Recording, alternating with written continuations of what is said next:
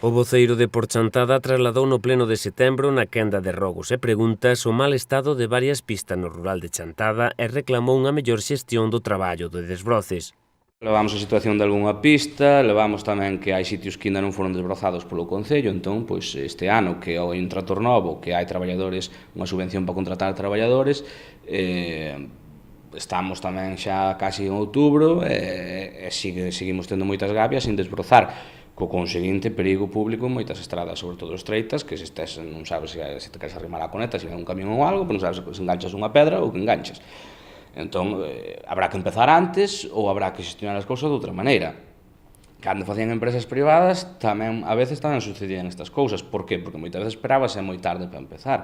Entón, pois, habrá que xestionar mellor isto. Xa digo, non é a primeira vez que gobernan. Se leva gobernando 20 anos e se siguen tendo problemas como, quen di, errores de principiante, pois, entón, non sei logo, habrá que aprender un ano para outro, ou senón estaremos toda a vida igual.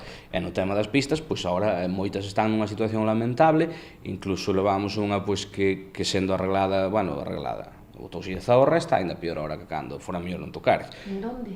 Esta concretamente é na parroquia de Vilaúxe. Entón, pois, non sei, tamén cando se fan os arreglos e as cousas, pois habrá que supervisalas, e se quedan mal, pois habrá que pedir ás empresas que as fagan ben, que o peso se lle paga, e estas cousiñas, porque senón estamos administrando a pasta pública, pois así, non sei, sin facer como hai que facer.